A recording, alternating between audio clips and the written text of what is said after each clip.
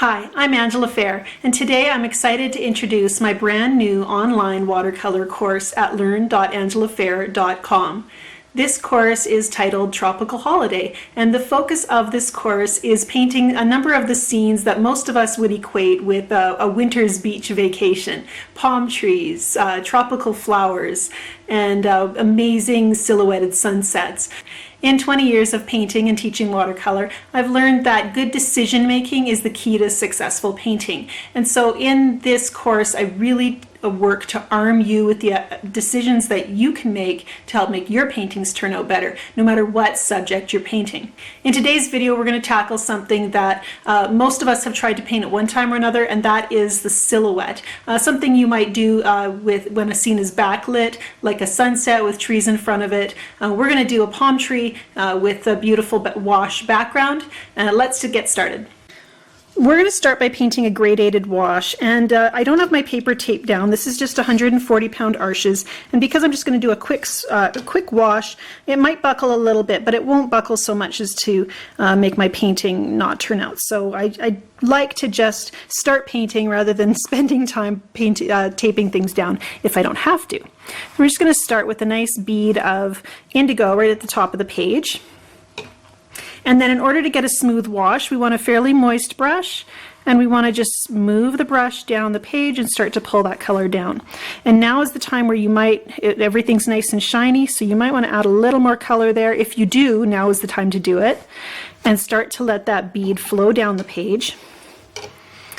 And then as that's moving downward, we're going to grab another color. I'm going to grab some quinacridone magenta, and we're going to touch that in here. And this quinacridone magenta has this very vivid flow, so it's already pushing up into the indigo, which might make things a little bit uneven, but we'll let it do its thing.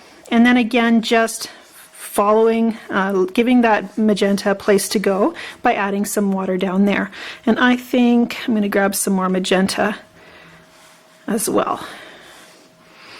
And as long as things are evenly moist, that's the key to having a nice smooth transition in your wash.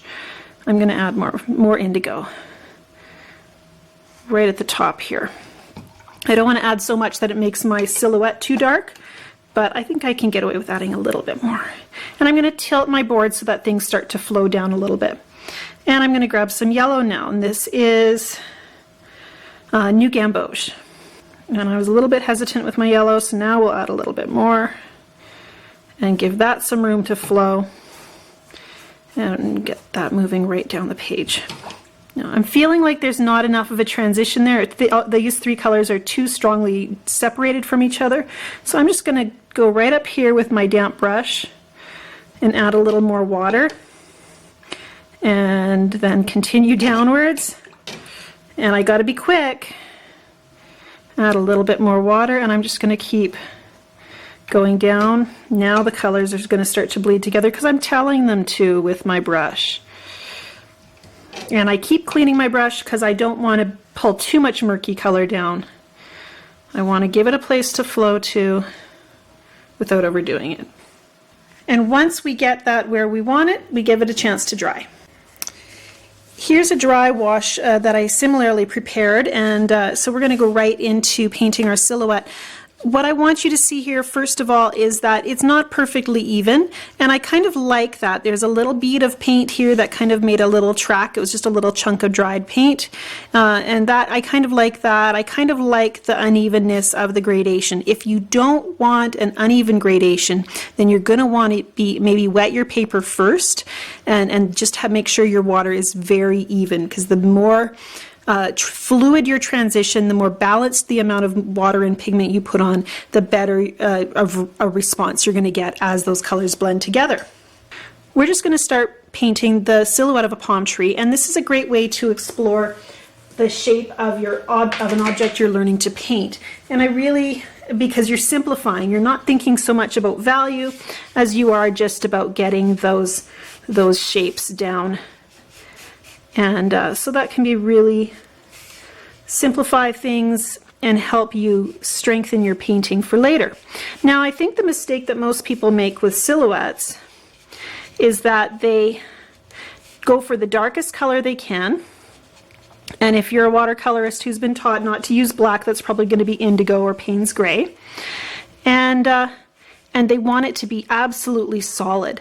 But the problem with that is that we have a tendency to work from photographs, and our photographs simplify what we see. And so what might appear to us to be solid black in our reference photo, that doesn't mean that it's solid black in actuality. We want to have a little bit of more complexity in our scene. So as I'm painting my palm tree here, I have a little indigo. I've mixed it with actually a little bit of red, but I can grab other colors as well. I want to have something that's a little more interesting and complex. And so I'm darting in those colors right now, and I'm using a slightly smaller brush than I did my wash. And I might even transition to an even smaller one when I go to paint those finest fronds. I like to work with a bigger brush, just the biggest brush I can get away with, and I used to never understand why artists would do that. But the whole point of that is to give you less control, so you're focusing on the shape, the overall shape, rather than the details. And that is a healthy way to think as an artist, to think like an artist. And I always pull out from the center of those fronds, because that gives us, and actually those shouldn't be pointing up. I've painted too many pine trees. Now I'm going to switch to a slightly smaller brush so I get a better control there. And I think I'm going to warm up this color as well. As I paint over the indigo, which is very cool, I want to kind of have a reddish dark. So I'm going to mix the indigo with a little bit of this cadmium red. And then we can start pulling out those fronds, pulling out from center. And because this is kind of a reddish color that I'm using, it's going to contrast against that dark indigo a little bit better. The other thing I'm going to do is where the areas in my painting are very dark, I'm going to change those in a moment. And I'm going to show you how I do that. Let's see here, maybe.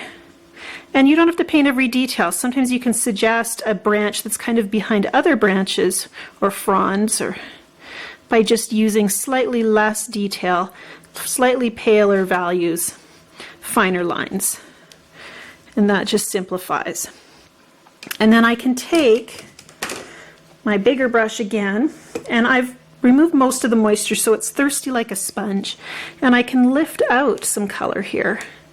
And that's going to give me, it's going to suck up excess color that hasn't dried yet, and that's going to give me an interesting transition where I'm going to have darker edges toward where the paper is dry, and then the center I've lifted a little bit of color so that I have a little bit of interesting value there. Just seems a little less flat than it would if we were working with solid indigo and or black. And then I can continue to kind of look and see what I want to make kind of pop out in my painting. Maybe I want to go a little darker toward the center, because of course where the branches all meet, it's going to have the darkest shadows. So I can create that appearance over in that part of my tree. And I think for something like this, we're probably going to want to paint more than one palm tree. I think that'll make a nicer arrangement, nicer composition. So let's see here.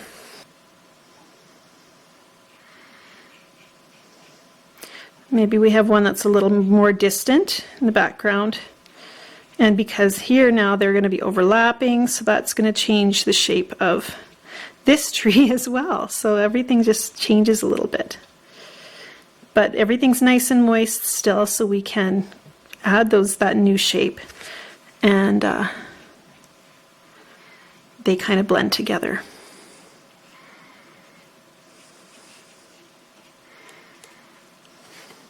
And again, if that one's more distant, then we're going to want to go to that smaller brush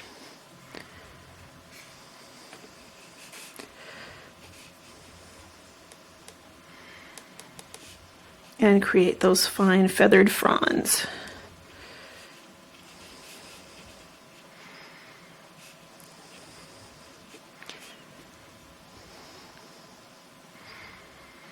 And remember that when you're working with a nice juicy brush, you have some time, so you can put that color down and then dot in, a little additional color to create that interesting and slightly more complex mixture of values. Here I'm grabbing a little ultramarine turquoise to dot in.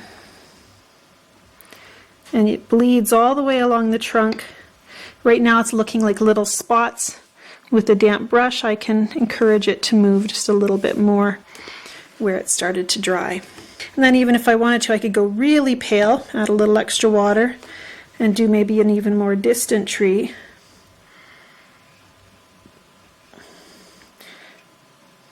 Now we're starting to lose sight of our silhouette idea, maybe.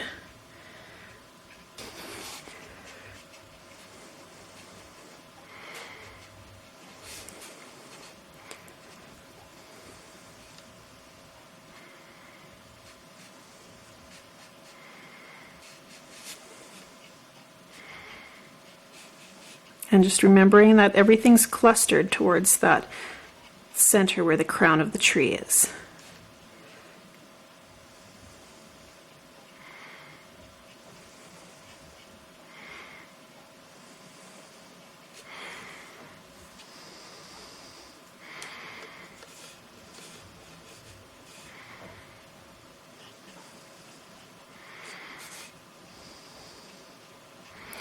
And by working with actually 3 different values of silhouettes, I'm going to just darken this up a little bit more and pull it down. That gives me a real sense of distance in my scene that makes me very happy, actually. And something like this is just a quick sketch. It's helping me to understand a tree that I don't get to paint very often because I live in northern Canada. And so, when I'm painting a palm tree, I have to learn a whole new way of painting trees that's completely different than what I do at home. So it's really focusing on shape and looking for those value transitions. Where are the darkest shadows? Where are things lighter? With a silhouette that gets to be simplified a bit, and we get to play with then interesting color transitions in our painting, which I think are very fun to work on. They build your skills because they help you have control over the values. And all of those things are going to help you in your future paintings, even if this isn't a style you might pursue very often. Join my new online watercolor course, Tropical Holiday, and grow your watercolor skills while painting beautiful beach scenes and flowers. Like all of my online classes, once enrolled, you can watch the lesson videos at your own pace, and with lifetime access, you can watch them as many times as you'd like. My classes are about more than just step-by-step instruction. The goal of each lesson is to help you develop decision-making skills that will help you answer the question, how would I paint that? No matter what subject or style you choose. As your technical ability grows, your personal style emerges, and it's always exciting for me to be able to be a part of that through clear and thorough online lessons. One of my favorite parts of each course is the student gallery, where you can post your projects inspired by the course, and I'll check in to critique and guide, tailoring my instruction specifically for your skill level and style. Visit learn.angelafehr.com to enroll in Tropical Holiday today. If you've never taken a class from me before, use the code LIST15 to save 15% off your first enrollment.